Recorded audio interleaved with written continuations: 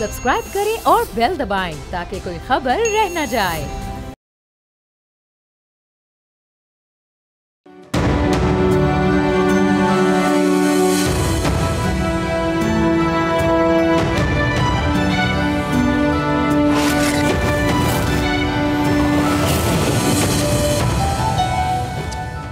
नया साल आते ही कराची में एक बड़ा सानहा हुआ। वो ये कि शाह फैसल कॉलोनी में एक बच्चा शादी हॉल के बाहर मैन होल में गिरकर जान से हाथ धो बैठा। इस साल का तो ये पहला वाक़या ज़रूर था, लेकिन कराची ऐसे सानहात अक्सर देखता रहता है। गुज़िश्ता साल भी खुले मैन होल में जो लोग गिरे हैं उनकी तादाद 51 है जो जाँ बहक हुए हैं, जिनमें 19 बच्चे भी शामिल थे। इससे कबल 2023 में कराची के खुले मैन होल 60 इंसानी जिंदगियां निकल चुके थे, जिनमें 21 बच्चे थे। इन तमाम अमवात का जिम्मेदार कौन है, ये जानने की जरूरत है। जिम्मेदारी कबूल करने को कोई तैयार नहीं। बल्दियाती इदारे कहते हैं कि ढक्कन लगाना उनका काम है, लेकिन नशे के आदी अफराद ढक्कन चुरा कर ले जाते हैं। उनकी हिफाजत पुलिस की जिम्मेदारी है, हमारी नहीं। शहरी ढक्कन के लिए बल्दियाती इदारों की तरफ देखते हैं। बल्दियाती नुमाइंदे कहते हैं कि इसकी जिम्मेदारी उनकी नहीं बल्कि वाटर बोर्ड की है। दूसरी जानिब मेयर कराची मुर्तज़ा वहाब ने मुतादिद बार तरक्याती कामों के साथ गटर के ढक्कन बनाने और उन्हें शफाफ तरीके से यूसी पहुंचाने के दावे किए हैं। उन्होंने दावा किया था कि उन्होंने गटर के ढक्कन बनाने का प्लांट लगाकर फी ढक्कन 800 से 900 रुपये बचाए हैं। आज उन्होंने कहा कि शहरी जहां भी मैन होल का ढक्कन गायब देखें उन्हें बताएं, जितने ढक्कन दरकार होंगे वो ज़रूर देंगे। साथ ही उन्होंने शिकायत के लिए 1334 हेल्पलाइन फाल कर दी है।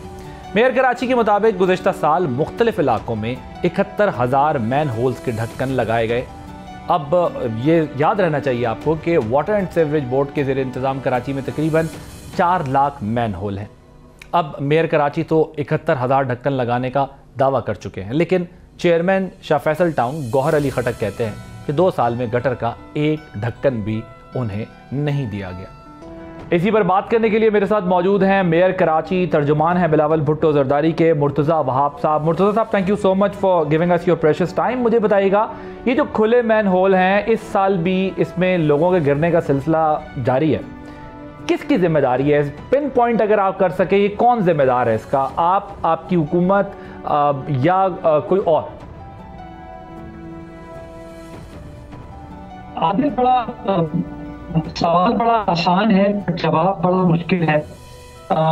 मैं समझता हूँ जिम्मेदारी बहुत लोगों की हो सकती है, बट मैं शहर का सरबराह हूँ। मैं खुद इस बात को तस्लीम करता हूँ कि जी मेरी जिम्मेदारी है। मैं आदिल साहब एक्सप्लेन बुनियादी तौर पर ये करना चाह रहा हूँ कि शहर के अंदर इन मैनहोल कवर्स की सप्लाई इशू नहीं है। ये नहीं है कि कराची वाटर सर्विस कॉरपोरेशन उन मैनहोल कवर्स को लगा नहीं सकती या लगाना चाहती नहीं है। बदकिस्मती के साथ प्रॉब्लम ये है कि ये जो मंशियात से मुंसलिक अफराद हैं, ये जाके इस मैनहोल कवर को चुराते हैं, क्योंकि उसके अंदर सरिया होता है जो कि कबाड़ी मार्केट में बिकता है, जिसकी वजह से वो जगह एक्सपोज हो जाती है और उसका नुकसान फिर शहर को भी होता है, शहरियों को भी होता है। अब इसको हैंडल करने के 2 तरीके हैं जिसके ऊपर हम काम कर रहे हैं। एक एस्पेक्ट तो ये है कि जो मंशियात से मुंसलिक अफराद हैं, ये जिस मार्केट में जाके इसको बेचते हैं, जो कबाड़ी मार्केट है, उसके खिलाफ पुलिस को क्रैकडाउन करने की ज़रूरत है, जिसके लिए मैं पुलिस हुकाम से गुफ्तगू कर रहा हूँ। But at the same time हमने एक हेल्पलाइन नंबर भी इशू किया है कराची वाटर सर्विस कॉरपोरेशन की जानिब से, जिसका नाम है 1334 1334 1334, जिसके ऊपर कोई भी शहरी कॉल करके अपनी कंप्लेन रजिस्टर करा सकता है। उसके बाद वाटर बोर्ड की इंतजामिया जो है वो मैनहोल कवर को वहां पर जाके लगा लेगी। इससे बुनियादी तौर पर हम कोशिश ये कर रहे हैं कि डेली बेसिस के ऊपर जब आप हेल्पलाइन पे कॉल करेंगे तो मुझे भी ये पता चलेगा कि कितने लोगों की कंप्लेंट्स आई हैं और कितनी कंप्लेंट्स उनमें से एड्रेस हुई, और उससे कहीं ना कहीं इन मामलात की इन्वेस्टिगेशन में भी हमें आसानी होगी, पुलिस को आसानी होगी, और परफॉर्मेंस जो है वाटर बोर्ड इंतजामिया के इस हवाले से इसमें भी शायद हम कामयाबी हासिल कर पाएं। ओके, ये मुझे बताइएगा, आपने अपनी मीडिया टॉक में भी ये बात की कि हम कबाड़ी मार्केट के ऊपर जो है वो एक्शन करेंगे, हो सकता है वो सिर्फ उससे सरिया ही निकाल कर ले जाते हों और बाकी एग्जैक्ट फॉर्म में तो ना ले जाते हों, तो वो ये कैसे आइडेंटिफाई होगा कि उन्होंने जो सरिया खरीदा है वही सरिया है जो मैन होल से निकला हुआ है, या वो जो खरीदार है वो तो पकड़ा जा रहा है लेकिन जो बेचने वाले हैं वो तो ये काम करते रहेंगे, वो तो फिर खुले घूमते रहेंगे, क्योंकि आपने कहा पुलिस भी उस तरह ताउन नहीं कर रही जिस तरीके से पुलिस को करना चाहिए। तो आदिल देखिए, मैं पुलिस की भी जिम्मेदारी उस तरीके से नहीं ठहराता, बिकॉज हमारे मुल्क में जो लॉ एंड ऑर्डर सिचुएशन है वो इतना बड़ा चैलेंज है कि उस चैलेंज के अंदर शायद ये मंशियात से मुंसलिक जो अफराद हैं उनके खिलाफ क्रैकडाउन जो है वो पुलिस की शायद प्रायोरिटी लिस्ट में नहीं आता हो। मैं आपको हकीकत पसंद बात करूं, और मैंने पुलिस से जब रुजू किया और वो कहते हैं कि जब हम ये मंशियात के आदि अफराद के खिलाफ क्रैकडाउन करते हैं और उनको गिरफ्तार करते हैं, तो जब उनको नेक्स्ट डे अदालत में पेश किया जाता है, बिकॉज 24 घंटे के अंदर आपको रिमांड लेना होता है, तो जज साहिबान भी ये कहते हैं कि हमारे पास और इतने सारे अहम केसेस लगे हुए हैं, अब हम ये मंशियात फरोशों का या मंशियात के इस्तेमाल करने वाले सिर्फ केसेस सुनेंगे। तो इस तरह के चैलेंजेस हैं जो कि शायद ये जो लोकल गवर्नमेंट होती है या जो सिटी गवर्नमेंट होती है, ये तो फिर एक तजवीज़ ये भी दी जा सकती है कि एक स्पेशल फोर्स बनाई जाए जो सिर्फ इस काम के लिए नहीं बल्कि दीगर भी जो आप लोगों की रिक्वायरमेंट है सिटी गवर्नमेंट की उसमें वो हेल्पफुल हो सके। इसके लिए तो फिर आपको एक नई फोर्स बनानी चाहिए, क्योंकि अगर जाने जा रही हैं, 1 जा रही है, 5 जा रही है, 10 जा रही हैं, तो ये एक चैलेंज तो है। उसके लिए ज़रूरी नहीं है वो गोली से जाए, अगर वो मैन होल से जा रही है तो भी इंपॉर्टेंट है, कोई स्पेशल फोर्स बननी चाहिए फिर तो।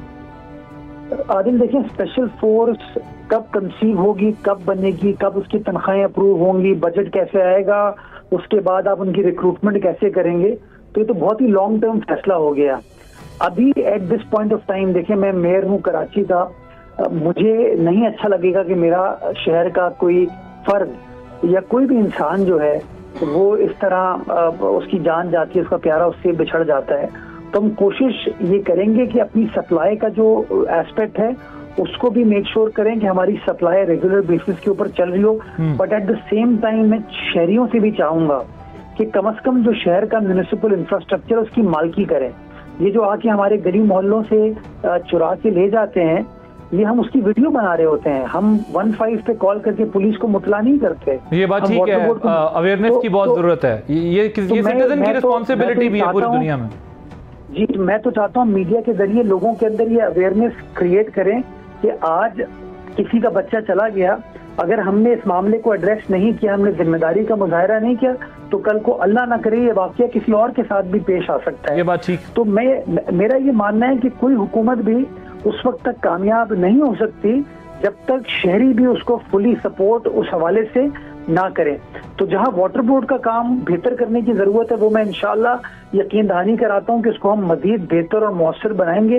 But at the same time जो पुलिसिंग वाली बात मैंने की है और शहरियों की मैंने बात की है, इसको भी जरा थोड़ा सा हमें आर्टिकुलेट करने की जरूरत है ताकि ज्यादा इफेक्टिवली इस मामले को हम टैकल कर पाए। नहीं, बिल्कुल, ये सिविक सेंस भी है और सिविलियंस की रिस्पॉन्सिबिलिटी भी है, और उनको भी इसमें समझना होगा कि ये उनकी प्रॉपर्टी और उसको प्रोटेक्ट करने के लिए उनको भी एफर्ट करनी होगी। लेकिन at the same time government को इससे कई गुना बड़ी रिस्पॉन्सिबिलिटी पूरी करनी है, क्योंकि ये एक ऐसा चैलेंज है, जान जा रही है, चाहे वो किसी भी फॉर्म में जा रही हो, वो तकलीफ दे और नुकसान दे, और बच्चों के लिए तो स्पेशली बहुत ज़्यादा। मुझे ये बताइएगा मुर्तज़ा साहब कि ये पीपल्स पार्टी और जो नून लीग का जो मामला है वो कहाँ पर है? बिलावल साहब की मुलाकात भी हुई है ऐवान सदर में डार साहब से, उसमें क्या डेवलपमेंट हुई है? आदिल देखिए, पीपल्स पार्टी और नून लीग ने जब ये हुकूमत फॉर्म हुई थी तो गालिबन 10 फरवरी 2024 को एक मुआहिदा हुआ था हमारा। उस मुआहिदे के अंदर मुख्तलिफ नुकात तय किए गए थे कि किस तरीके से इस हुकूमत को फंक्शन करना है, और पाकिस्तान पीपल्स पार्टी ने कोई वजारत नहीं ली, वफाकी हुकूमत में कोई शराकत नहीं मांगी, कुछ उसूली फैसलों के ऊपर अंडरस्टैंडिंग की कि जी हुकूमत आप इस तरीके से चलाएंगे। बदकिस्मती के साथ पीपल्स पार्टी ये समझती है कि हम तो उनको अनकंडीशनली सपोर्ट कर रहे हैं कोई वजारत लिए बगैर, लेकिन शायद जिस तरीके से नून लीग को इन मामलात को एड्रेस करना था उस तरीके से नून लीग ने इन मामलात को एड्रेस नहीं किया। तो हम ये चाहते हैं कि हम अपना पॉइंट ऑफ व्यू उनको कन्वे करें। हमने अपना पॉइंट ऑफ व्यू उनको कन्वे किया और उन्होंने एक बात की यकीन दहानी कराई है कि इन मामलात को एड्रेस किया जाएगा। तो हम पूरी उम्मीद है कि अल्लाह करे इंशाअल्लाह बेटर सेंस प्रिवेल करे और नून लीग की जो वफाकी हुकूमत है, हमारी जो रिजर्वेशन है उसको प्रॉपरली एड्रेस करे, बिकॉज हम चाहते हैं, जेन्युइनली बिलीव करते हैं कि पाकिस्तान के अंदर पॉलिटिकल स्टेबिलिटी सबसे इम्पोर्टेंट चीज है, और पॉलिटिकल स्टेबिलिटी की खातिर पाकिस्तान पीपल्स पार्टी नून लीग के साथ अनकंडीशनली बैठी हुई है कि मुल्क को सियासी इस्तेहकाम की तरफ लेके जाएं, ताकि इस मुल्क के अंदर, हमारे प्यारे पाकिस्तान के अंदर बिलावल साहब की कोई पीएम के साथ भी मीटिंग एक्सपेक्टेड है? देखिए, मैंने तो कल इस बात की तरदीद की थी परसों कि किसी टीवी चैनल पर ये बात कन्वे की गई थी कि प्राइम मिनिस्टर साहब की बिलावल साहब से मुलाकात है और प्राइम मिनिस्टर साहब बिलावल साहब को वफाकी हुकूमत में शामिल होने के लिए बात करेंगे। तो इस तरह की कोई चीज अभी तक तो ना शेड्यूल की गई है और ना इस तरह का कोई बिलावल साहब का इरादा है। सो मुझे बताएं, जब आप कहते हैं हम अनकंडीशनल उनको सपोर्ट कर रहे हैं, तो फिर रिजर्वेशन किस बात की? मैंने आपको बताया ना कि अनकंडीशनल है कि हमें कोई वजारत नहीं चाहिए। हम नहीं कहते कि वजीर खजाना हमारा हो, हम ये नहीं कहते कि वजीर तिजारत हमारा हो, हम ये नहीं कहते कि हेल्थ मिनिस्टर, पोर्ट्स मिनिस्टर हमारा हो। हम ये कहते हैं कि हमने हुकूमत जब ज्वाइन की तो हमने आपसे कहा कि सूबा सिंध और बलूचिस्तान के अंदर जो 2022 के फ्लड्स के अंदर नुकसानात हुए थे, उस नुकसान को खत्म करने के लिए, उसको न्यूट्रलाइज करने के लिए बिलावल साहब ने ये वादा किया था कि रियासत यानी कि हुकूमत उन गरीब अफराद को घर बना के देगी। सूबा सिंध के अंदर तकरीबन कोई 21 लाख घर हैं जो कि पाकिस्तान पीपल्स पार्टी की सिंध हुकूमत बना के दे रही है, और फॉरेन इदारों से भी हमें सपोर्ट मिल रही है। हम चाहते हैं कि इसके अंदर वफाकी हुकूमत का भी स्टेक हो, हम चाहते हैं कि वफाकी हुकूमत भी इसके अंदर कंट्रीब्यूट करे ताकि और बड़े पैमाने पर लोगों को रिलीफ दी जा सके, बलूचिस्तान के अंदर भी हो, सूबाई सिंध के अंदर भी, और अगर इस तरह का कोई वाकया पंजाब में या खैबर पख्तूनख्वा में होता है तो उसके अंदर भी ये चीज की जाए। बिकॉज पाकिस्तान की तारीख में आपको मिसाल नहीं मिलती कि किसी सैलाब की तबाहकारी से निमटने के लिए हुकूमत ने आपको घर बना के दिए होंगे। ये पहल पाकिस्तान पीपल्स पार्टी की सिंध हुकूमत ने बिलावल भुट्टो जरदारी साहब की क़यादत में की है।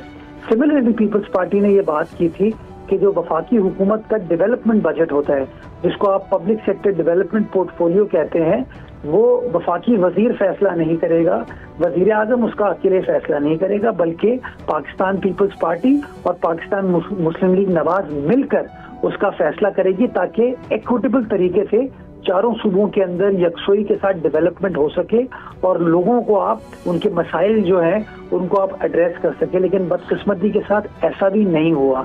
तो इस तरह के इश्यूज हैं जिनको हम टीजिंग इश्यूज मानते हैं, और हम समझते हैं कि मुस्लिम लीग नवाज की जो शहबाज शरीफ साहब की सरबराही में वफाकी हुकूमत है, वो हमारी इन मामलात को इंशाअल्लाह एड्रेस करेगी। ठीक, right, thank you so much. Murtaza Wahab साहब मेयर कराची हमारे साथ मौजूद बात कर रहे थे और कहा कि उनकी हुकूमत की ये जिम्मेदारी है कि मैन होल की वजह से जो इंसानी जानें ज़ाया हो रही हैं उसको ये यकीनी बनाना कि ऐसा ना हो। ज़ाहिर है इसके लिए बहुत डेडिकेटेड किस्म की एफर्ट्स और टीम्स रिक्वायर्ड होंगी जो इस पर बड़ा फोकस से काम करें, क्योंकि ये कराची में बहुत पुराना मसला है, ये आज का मसला नहीं है, और बड़े शहरों का ये मसला है जिसकी वजह से इंसानी जानें ज़ाया होती हैं। एक ब्रेक लेंगे, ब्रेक के बाद जब वापस आएंगे तो कुछ इकोनॉमी पे बात होगी, इकोनॉमी की क्या स्टेटस है और आगे क्या होना है आफ्टर दिस ब्रेक।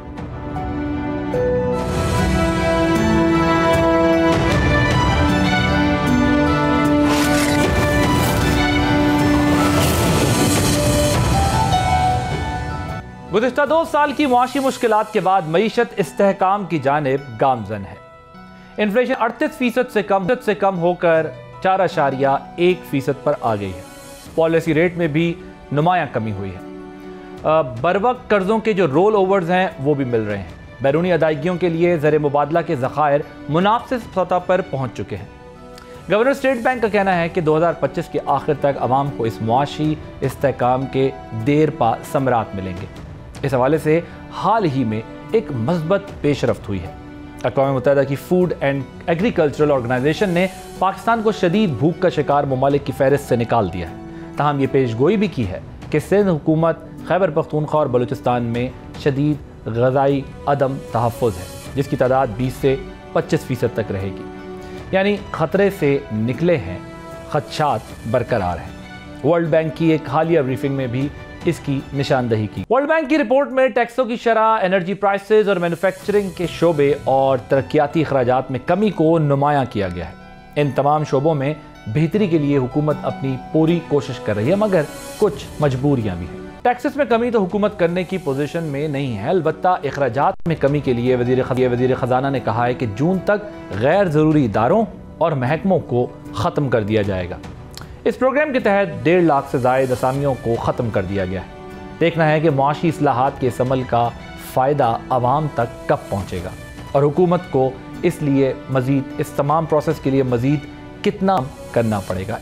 इसी पर बात करने के लिए मेरे साथ मौजूद हैं डॉक्टर खाकान नजीब साहब, इकोनॉमिक एक्सपर्ट हैं, डॉक्टर फ़रूख सलीम साहब भी इकोनॉमिक एक्सपर्ट हैं। आप दोनों का बहुत शुक्रिया। खाकान नजीब साहब, मुझे बताइएगा कि क्या इस साल इकोनॉमिक स्टेबिलिटी जो है हम उसको मेंटेन करने और उसमें मजीद आगे बढ़ने की पोजीशन में आ जाएंगे? What is your take on? So Adil, गुफ्तगू इस तरह से है कि एक तो इकोनॉमिक स्टेबिलिटी है जिसको मैक्रो स्टेबिलिटी कहते हैं, उसको ज़रा डिफाइन कर दूं बड़ी आसानी से कि इन्फ्लेशन जो है वो डाउनवर्ड ट्रेंडिंग हो, पाकिस्तान के जो करंट अकाउंट है वो सरप्लस में है और जो रिजर्व्स की पोजीशन है वो तकरीबन 2 माह की इंपोर्ट कवर पे है। So that's largely how we are defining macro stability in Pakistan. इसको सीमेंट करने का तरीका ये था कि हम 9 माह के IMF प्रोग्राम से चले गए 3 साला प्रोग्राम में। ये जितनी भी स्टेबिलिटी इस वक्त दिखाई दे रही है, इसका महवर जो है वो IMF की एंगेजमेंट है पाकिस्तान के साथ। इसका जो टेस्ट है आदिल के ये कंटिन्यू कैसे करती है for the next 6 months for example, वो डिपेंड करता है कि मार्च का जो रिव्यू होता है वो स्मूथ होता है, ट्रांश रिलीज हो जाती है, MEFP साइन हो जाता है, बोर्ड अप्रूवल आ जाती है। आई थिंक ये महवर होगा अगर हमने स्टेबिलिटी को चलाना है। पर ऑब्वियसली जिसका मतलब ये है कि हम अपनी जो पॉलिसीज़ का फ्रेमवर्क है जिसमें मालियाती खसारे को संभाल के रखें, एनर्जी सेक्टर के खसारे को संभाल के रखें, करंट अकाउंट को इतना रखें, अब खुलना चाहिए, थोड़ा सा नेगेटिव भी चला जाए पर फाइनेंसेबल हो। सारे जो डेट रोल ओवर्स $16 अरब तकरीबन रोल ओवर करने हैं, वो रोल ओवर जो हैं वो सारे हो जाएं। एक बॉन्ड की पेमेंट है आई थिंक अप्रैल में $1 अरब की, वो हो जाए। और फिर पाकिस्तान इस जो सारी ये जो स्टेबिलिटी इस वक्त दिखाई दे रही है इसको यूटिलाइज करती हुई हो इस वक्त को और इस स्पेस को into doing more fundamental work. I think ये है इस वक्त जो ओवरऑल सिनारियो है पाकिस्तान का। और कुछ मतलब अगले 6 माह में ऐसे काम दिखाई दें, कुछ इन्वेस्टमेंट आए, कुछ ब्राउन फील्ड प्रोजेक्ट, नई इन्वेस्टमेंट आए, कुछ ब्राउन फील्ड जिसका मतलब है प्राइवेटाइजेशन हो या रेकोडिक की डील हो या PIA पे आगे बढ़ें या पावर सेक्टर पे आगे बढ़ें, कुछ ये काम होते हुए दिखाई दें, कुछ एक्सपेंडिचर का रिफॉर्म होता हुआ दिखाई दे। अगर तो ये सब चीज़ें आपको इस तवातर से होती हुई दिखाई दें तो आप कह सकते हैं कि जो इस वक्त स्टेबिलिटी है ये सीमेंट हो जाएगी और पाकिस्तान इस स्टेबिलिटी को मेंटेन करते हुए अपने फंडामेंटल्स को ठीक करने की तरफ चला जाएगा। I think that's the window that Pakistan has right now. Fair enough. Doctor साहब, आपके ख्याल में एक तो ज़रा मैक्रो इकोनॉमिक स्टेबिलिटी जो हमें दिख रही है, जो इंडिकेटर्स हैं, मैक्रो इंडिकेटर्स, उस पर ज़रा आप कमेंट ज़रूर करना चाहेंगे, लेकिन मुझे बताइएगा कि 3 बड़े चैलेंजेस आपके नज़दीक क्या होंगे पाकिस्तान की इकोनॉमी को 2025 में? जी, मेरी आवाज़ आ रही है आदिल साहब? जी, I can hear you sir. देखिए, पिछले 18 से 24 महीनों में बड़ी वाज़े तौर पे 2 मईशतें सामने आ गई। देखिए, नंबर्स, वो कहते हैं numbers do not lie, numbers झूठ नहीं बोलते हैं। एक मईशत तो है मईशत दानों की मईशत, और वो मईशत दानों की मईशत ये कहती है कि जो महंगाई की शरह है वो 30%, 35% हुआ करती थी, वो गिरती गिरती 5% पे पहुंच गई है। यकीनी बात, मतलब नंबर्स हैं, नंबर्स डू नॉट लाई। महंगाई की शरह वाकई कम हो गई है। कहते हैं कि तजारती सरप्लस आया है पाकिस्तान का, वाकई तजारती सरप्लस आया है। पाकिस्तान स्टॉक एक्सचेंज जो है वो 1 लाख से ऊपर निकल गया, वो नंबर डू नॉट लाई, वाकई निकल गया। ये माशी इशारे हैं मईशत दानों के। अब जो आम पाकिस्तानी है, 24 करोड़ पाकिस्तानी है, उसका क्या हाल हुआ है पिछले 18 से 24 महीनों? देखिए, 2 बड़ी चीज़ें जो सामने आई, जो हुकूमत खुद से, हुकूमत की अपनी अदाद शुमार हैं कि तकरीबन बिजली की कीमत 100% ऊपर हो गई, बिजली की कीमत डबल हो। गैस की कीमत जो पाकिस्तान ब्यूरो स्टेटिस्टिक्स बता रहा है वो कह रहा है कि 804% उसमें इजाफा आया है गैस की कीमत में। तो बिजली का बिल देने के बाद, गैस का बिल देने के बाद, क्योंकि पाकिस्तानियों की तनख्वाहें नहीं बढ़ी और उन 18 से 24 महीनों में कोई 30-35% की लगातार वो इन्फ्लेशन रही है, तो क़ुव्वत खरीद खत्म हो गई। अब आम पाकिस्तानी खानदान जो है उसका हाल ये है कि बिजली का बिल देने के बाद, गैस का बिल देने के बाद बच्चों की फीस नहीं बचती। कुछ खानदान ऐसे हैं, आप यकीन कीजिए, कि जिनके 2 या 3 बच्चे स्कूल में पढ़ते हैं, वो उनको फैसला करना पड़ रहा है कि एक बच्चे को स्कूल से हटाना पड़ेगा। अब आप यकीन कीजिए कि पेरेंट्स के लिए, वालिदैन के लिए ये इंतहाई मुश्किल फैसला है कि आपने बिजली का बिल देना है या बच्चे की फीस देनी है। आपने 2 या 3 बच्चों में से किस बच्चे को स्कूल से उठाना है। तो मईशतदानों की मईशत तो बड़ी अच्छी लगती है और वो बड़े बड़े टर्मिनोलॉजी सामने आती है कि मैक्रो इकोनॉमिक स्टेबिलिटी, और वो 6 महीनों में बरकरार रहेगी या नहीं। आम पाकिस्तानी खानदान का हाल बड़ा बुरा है। क़ुव्वत खरीद तकरीबन खत्म हो चुकी है। क़ुव्वत खरीद का समझिए कि बेड़ा गर्क हो चुका है। सर, लेकिन अब मुझे बताएं कि हुकूमत के पास क्या स्पेस है, क्योंकि इधर वो बिजली के बिलों में कोई रिलीफ देने की कोशिश करते हैं तो IMF आगे आके खड़ा हो जाता है। दूसरी तरफ हम देख रहे हैं कि मैन्युफैक्चरिंग डिक्लाइन की वजह से इंटरेस्ट जो रेट था, टैक्स रेट था, उसकी वजह से और आपका जो डेवलपमेंट का एक्सपेंडिचर था उसमें डिक्लाइन आने की वजह से अब पब्लिक पर प्रेशर है, जिसका आप हवाला भी दे रहे हैं कि एक आम बंदे के ऊपर जो है वो मुश्किलात आई हैं। अब हुकूमत को भी तो इसी किटी से, इसी विंडो से सारा कुछ करना है ना, क्योंकि जैसे ही वो कोई बड़ा रिलीफ देते हैं, कोई सब्सिडी देते हैं, तो IMF रुकावट बन जाता है और फिर आपकी किस्तें रुकना और फिर सारा तो रास्ता क्या बचता है आपके पास? देखिए, IMF के ऊपर ब्लेम कर देना ये तो पाकिस्तान का एक रवायती अंदाज था हुकूमतों का बन गया है। वो काला बकरा ढूंढते हैं और काला बकरा फिर कुर्बानी पे चढ़ा देते हैं और वो काला बकरा उनको IMF में नजर आता है। देखिए, IMF की बिजली के हवाले से शर्त ये रही है कि जो आपकी कॉस्ट ऑफ सर्विसिंग, जिस कीमत पे आप बिजली खरीद रहे हैं उससे कम पे आपने नहीं बेचनी। फिर मतलब इसमें क्या ज्यादती की बात। वो कह रहे हैं हुकूमत को कि अगर आपने 60 रुपए का यूनिट बिजली का खरीद रहे हैं चोरी शामिल करने के बाद, तो आपने उसमें सब्सिडी नहीं देनी, क्योंकि आपके पास सब्सिडी देने के पैसे नहीं। अब हुकूमत का क्या होता है, बल्कि न सिर्फ इस हुकूमत का बल्कि लगातार कई हुकूमतों का हम देख रहे हैं कि वो बीमारी की अलामात को दबाने की कोशिश करते हैं। वो बीमारी का इलाज नहीं ढूंढते। अब देखिए, कहा जा रहा है कि बिजली के टैरिफ में रिलीफ देना चाहती है हुकूमत, लेकिन IMF नहीं देना चाह रही। देखिए, बिजली में असल प्रॉब्लम जो है वो चोरी का है। अब अगर पेशावर इलेक्ट्रिक सप्लाई में कोई 45% बिजली चोरी हो जाती है, 8 से 10% जो बिलिंग होती है उसकी वसूली नहीं होती, तो आप सोचिए कि अगर 55% जो है वो वसूली नहीं हो रही है, चोरी हो रही है। तो आप बेसिकली ये कह रहे हैं कि अगर आप एनर्जी, सिर्फ एक आपने एनर्जी सेक्टर की आप बात करें, अगर उसमें रिलीफ देने की कोशिश करें, तो वहाँ लाइन लॉसेज आपके थेफ्ट आपकी है, जिसकी वजह से उसको आप काबू, यानी अपनी गवर्नेंस को आप नहीं बेटर कर पाते, लेकिन IMF के दिए हुए प्लान को एग्जैक्ट इम्प्लीमेंट कर देते हैं, जिसकी वजह से आवाम पे प्रेशर रहता है। मुझे डॉक्टर खाकान नजीर साहब आप बताइएगा, आपके नज़दीक, क्योंकि जो डॉक्टर साहब बात करें कि इलाज नहीं करते, तशखीस कर ली है लेकिन इलाज नहीं करते, उसका डायग्नोसिस हम सबके पास हैं, डिस्कशन करते हैं, अब सालों हो गए। सो मुझे ये बताइएगा, शॉर्ट टर्म में क्या ऑप्शन है? ये तो चले लॉन्ग टर्म है ना, हम तो 2013 से सुन रहे हैं कि लाइन लॉसेस कम करने हैं, थेफ्ट खत्म करना है, बट ये पॉलिटिकल इकोनॉमी सब कुछ हमें करने नहीं देती। लेकिन शॉर्ट टर्म में क्या सोल्यूशन है कि हुकूमत किस विंडो से, किस किटी से निकाल के पब्लिक को रिलीफ दे सके? एक तो ये कि वो गवर्नमेंट जो है वो कन्विंस करे पाकिस्तानियों को कि जो रिलीफ है उसको पहले समझना चाहिए। आई डोंट थिंक कि रिलीफ एज एन इकोनॉमिस्ट इसका ये मतलब है कि मैं कोई उनको डोल आउट दे दूं, मतलब इसको समझना पड़ेगा। जो हम 600 अरब का, चूंकि मैं टेबल पे था, हमने जब लॉन्च किया इनकम सपोर्ट प्रोग्राम, इसका मतलब था कि आप वल्नरेबल हैं, आदिल आपको कोई शॉक आया है, फ्लड आ गया है, कोई आंगहानी हालत है, तो हम आपको सपोर्ट में ले जाएं। रिलीफ जो देनी है वो है कि आपको नौकरी मिलनी चाहिए। अब आपको रिलीफ मिली है एक्चुअली आदिल। अब आप पूछेंगे ये क्या बात की है मैंने। जब PTV था तो पाकिस्तान में एक चैनल था, 2 कंपेयर होंगे। जब हमने इस सेक्टर को खोल दिया, यानी कि हमने कहा यार आदिल भी आए, 100 और चैनल आ जाएं, रेडियो आ जाए, यूट्यूब आ जाए, हमने खोल दिया, लाइसेंसेस इशू किए, तो जरा नंबर ऑफ रिलीफ्स देखें कि कितनी मिली हैं।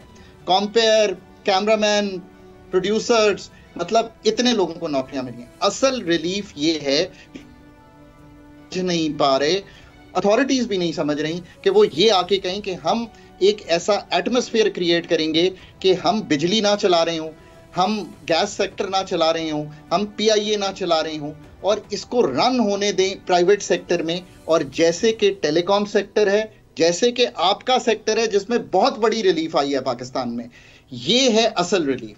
इन द शॉर्ट रन जो आपकी अंडरस्टैंडिंग ऑफ रिलीफ पाकिस्तान में एक जनरल है, उसके लिए ये अर्ज है कि बहुत अच्छी रिलीफ दी जा सकती है एनर्जी सेक्टर में इस तरह से। ये नंबर नोट कर लें, बेशक मैं रिकॉर्ड पे कहता हूँ, ₹3.28 इस वक्त एक डेट सर्विसिंग सरचार्ज है जो PHPL एक कंपनी को हम सर्विस करते हैं, वो आपको आधे लाभ के बिल में आता है, वो गवर्नमेंट उठा सकती है, उस डेट को मोनेटाइज किया जा सकता है, नंबर 1। नंबर 2, ये रिलीफ दी जा सकती है कि जो IPP से मुआहदे हो गए हैं, कैबिनेट उसकी अप्रूवल दे। मेरा ख्याल है कि जो 94 और 2002 के ही मुआहदे हैं उसमें से ₹2-3 की रिलीफ कहीं ना कहीं निकल आएगी। अथॉरिटीज ₹5-6 क्लेम कर रही हैं, मे बी नॉट, बट निकल आएगी। सो ₹6-7 की रिलीफ तो अभी 2 चीज़ों में मैंने आपको बताई है। तीसरी एक और रिलीफ है, वो ये है कि जो चाइनीज़ मुआहदे हैं उनको जाके रीनिगोशिएट कर लें, उधर भी रिलीफ निकल आएगी। फिर गवर्नमेंट के अपने प्लांट्स हैं जिनका रिटर्न ऑन इक्विटी है, उसमें 2.25-2 के करीब रिलीफ निकल आएगी। और सबसे बढ़ के सारे पाकिस्तानी ये तय करें कि हम डायरेक्ट टैक्स देंगे, हम टैक्स की चोरी नहीं करेंगे। सारे पाकिस्तानी ये तय करें कि रिटेल और होलसेल 55% है और नहीं देता टैक्स, एग्रीकल्चर इनकम टैक्स लगाना है।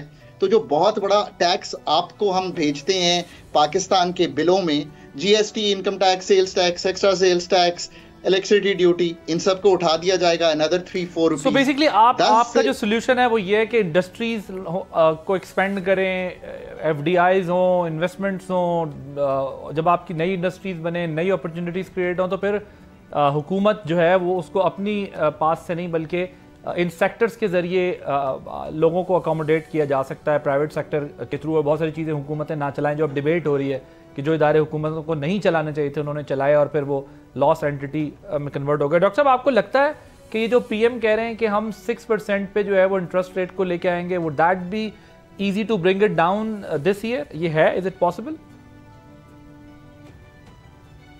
देखिए, interest rate depends on the forces of supply and demand. अगर तो हुकूमत खुद जो है वो 8-9 हज़ार अरब का खसारा कर रही है बजट के अंदर, तो उसको 8-9 हज़ार अरब छापना है, उसको मार्केट से वो रेज करना है, तो इंटरेस्ट के ऊपर तो प्रेशर रहेगा मेरे ख्याल। देखिए, असल मसला ये नहीं है। असल मसला ये है कि जो माशी बिल्डिंग आपने तामीर करनी है, जिसका मंसूबा बनाया जा रहा है, चाहे वो 10 मंजिला हो, चाहे वो 100 मंजिला हो, उसकी जो बुनियाद है वो मुल्क का तवानाई का सेक्टर। देखिए, इस वक्त हुआ क्या है, अभी कुछ दिन पहले हुकूमत हमें बताती है कि GDP की जो ग्रोथ है वो 0.9% आई, 0.9%। टारगेट कहीं 3% से भी ज्यादा का टारगेट रखा था। अब वो कह रहे हैं कि जो हमने उड़ान पाकिस्तान का मंसूबा है उसमें हम GDP को 6% पे ले जाएंगे। खुदाया हुआ क्या है कि बिजली के बिल बढ़ने से, गैस के बिल बढ़ने से पाकिस्तानियों के पास डिस्पोजेबल इनकम खत्म हो गई। अब आपके पास, मेरे पास पैसा नहीं बचा कि हम बाजार से जाके कुछ इजाफी चीजें खरीद सकें। बिजली का बिल बढ़ने से, गैस के रेट बढ़ने से जो सनत है, उनकी सनतें जो हैं उनकी कॉस्ट ऑफ प्रोडक्शन आसमान से बातें कर रही है, तो वो कुछ प्रोड्यूस करने के काबिल नहीं रहे हैं। तो नतीजा आपके सामने है कि वो 0.9% आया है। तो जब तक आप उस बीमारी का इलाज नहीं ढूंढेंगे, आप जख्मों के ऊपर मलहम लगाने की सोचते रहेंगे, तो उस वक्त तक तो बीमारी दूर नहीं हो। ओके, सो ये आपको लगता है कि ये 6% पे नहीं होगा लेकिन सिंगल डिजिट तक आ जाएगा? देखिए, हुकूमत के अपने बेनिफिट में है, जिसने 10,000 अरब की एलोकेशन कर रखी है सूद की मद में पेमेंट देने की। अगर आप फोर्सफुली इंटरेस्ट रेट को नीचे ला रहे हैं, उसके साथ साथ फिर आपकी करेंसी नीचे आने लगेगी। अगर आपकी करेंसी नीचे आएगी तो फिर आपकी महंगाई साथ में बढ़ना शुरू हो जाएगी। देखिए, बुनियादी मसले बिजली का है और बुनियादी मसला जो है वो हुकूमती खसारे का है।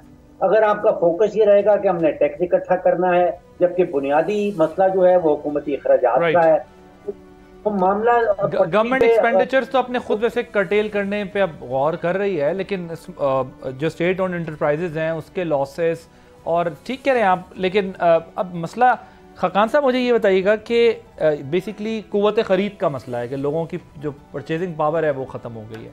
सो वो किस तरीके से बढ़ाई जाएगी? वही जो आपने पहले हवाला दिया है कि नई इंडस्ट्रीज़ और ये सब चीज़ें, लेकिन ज़ाहिर है एनर्जी इतनी एक्सपेंसिव है कि नई इंडस्ट्री भी अगर लगेगी या जिस सेक्टर में भी आप काम करेंगे, जैसे आईटी में बड़ी अच्छी ग्रोथ है, 33% की ग्रोथ है, 3.2 बिलियन का रेवेन्यू जनरेशन हुआ आईटी से। अब इस सेक्टर में तो ज़्यादा पैसा भी नहीं लगता, मतलब आपको यूथ आपके पास है, मैन पावर आपके पास है, अगर स्किल्ड लोग हों तो उसमें तो बहुत ज़्यादा आपको कोई प्रोडक्ट्स इंपोर्ट नहीं करनी पड़ती।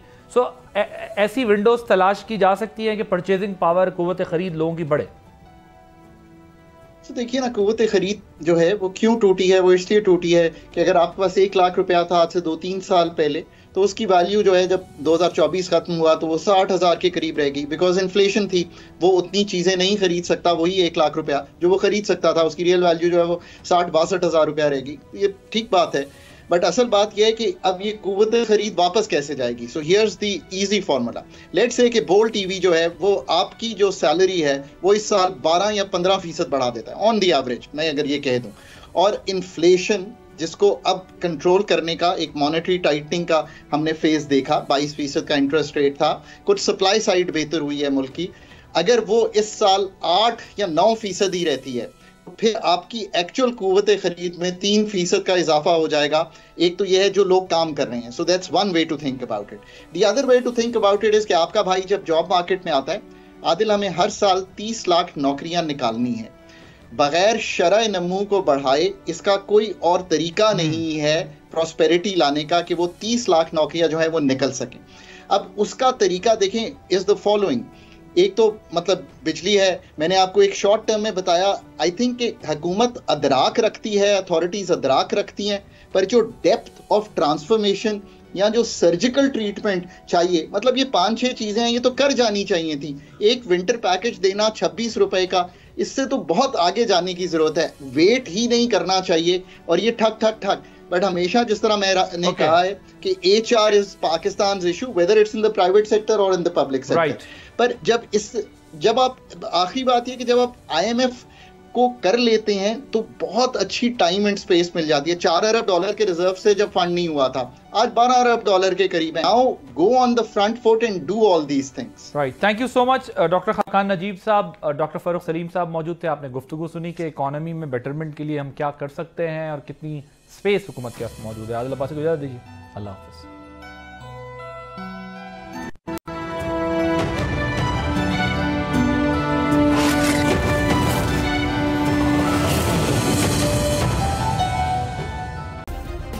सब्सक्राइब करें और बेल दबाएं ताकि कोई खबर रह न जाए।